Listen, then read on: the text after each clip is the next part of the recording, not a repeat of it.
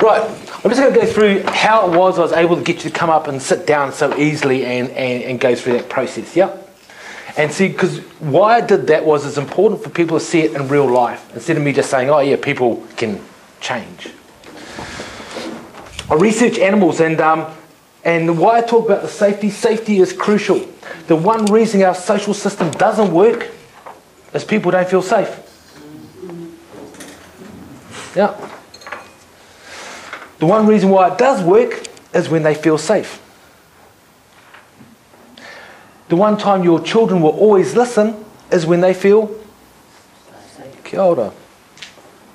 The first point to any negotiation and any communication comes down to safety, and I use certain rules to create that.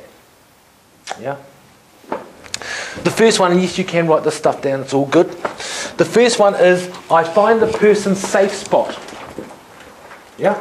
I find the person's safe spot. What I mean by that is that researching animals, dogs, cats, all that sort of stuff, you find that their behaviours are very interesting. Like, has anyone seen the movie Turner and Hooch? An old school movie, yep. Okay. Hooch, the dog Hooch on that movie is big, brawly dog, big, ugly thing. My dog is his whakapapa. Yep. Yeah. So yeah, he's a great grandchild of Hooch himself. So he comes from pure bloodlines. And we found him. Me and my wife found him on the internet. There was a lady down in Christchurch, and so we rung her up and say, you know, can we have you got any dogs? And she goes, yeah, I've got one left. I says, what's his name? She goes, Arsehole. True story. That was her name for him. I says, why do you call him that? She goes, every time the other dog's going, he just munches into the food. He's first in there. I went, yep, that's the dog I want. Hey, put him on a pig. So anyway, I want that dog there. Now, the lady sends this dog by airplane. Now, he's 6 months old. And I'm expecting this little puppy. His name's Bubba, by the way. Yep. And so we get Bubba, and the cage opens up, and I go to reach down to grab him. Unfortunately, at 6 months old, Bubba's about this tall. Yep. It's like bigger than a boxer, fully grown. Now, what had happened was they drugged him up, pumped him full of drugs to fly him over, and when he saw us, when we got home, it was dark, and he didn't know any of the environment, and he freaked out, like literally freaked out on these drugs. So it messed with his head, and he took off, and he's hiding under the bushes, and he's trying to call him out. And for 3 weeks, no kidding, this dog, who was about this high, would try and hide underneath our bed, and our bed's got to get that high. Hey, under our table, he was freaking out. Now, a very good mate of ours, known by the name of Mira, or Les Hayes, another taumata in our whānau, he came and sat with me, and this dog was outside fretting. And I said to him, bro, I says, I can't keep this dog, man. I have to send him back. This fretting has been away from his whānau. It's going to kill him. You know, it's just not, I can't do that to a dog. And being a good mate and a brother that I've spent so many years with, he gave me the right support. He says, Gav, are you telling me that you can sit down and have dinner with our Prime Minister? You can sit down and spend time with all the leaders of our gangs with the moko on their face. You can handle any situation with anyone, and you can't get that dog to be happy? He challenged me. So what do you think I said? Yes, I can. Bob the Builder. And so what I did was I went back to basic principles, and the first principle was to make the dog safe. So what I got was a blanket that was in the container, so it smells from where it came from, and I put it on a big pillow.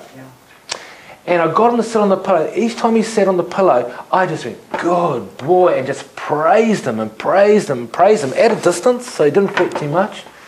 And as he became more and more comfortable, he realised in his mind that a pattern was, in that spot, he never got told off. He never had any issues. So as soon as he walked in the house, he went to that spot. Then when he got used to that, I'd put my hand on him. And I started doing some trance work with him. Now when we do trance work, we go into a deeper formatted pattern. Our voice changes and goes deeper. And this dog relaxed because my voice relaxed. The world will always respond to who we are at the moment of time we are it. So I put my hand on him. I'd say you're going deeper and more relaxed. Deeper and relaxed. How do you feel now? You feel relaxed. So I had my dog in this nice relaxed space. And I'm so used to it, I could put him to sleep. This is only after probably a week of working with him, he'd go into a deep sleep within 30 seconds of me putting my hand on his body and talking him down. Yeah?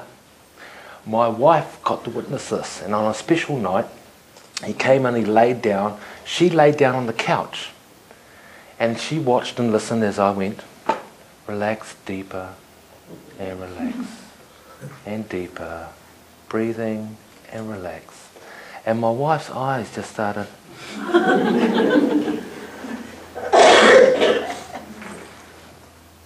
And then I said to my dog, from this point on, you will do everything I ask you to do.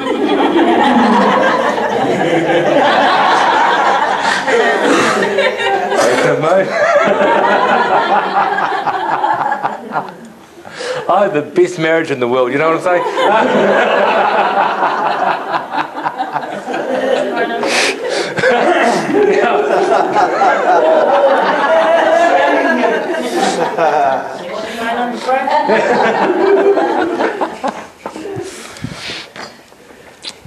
So what I've learned to do is that if it works with a dog and they don't understand English, they don't have communication with English, they understand tonality.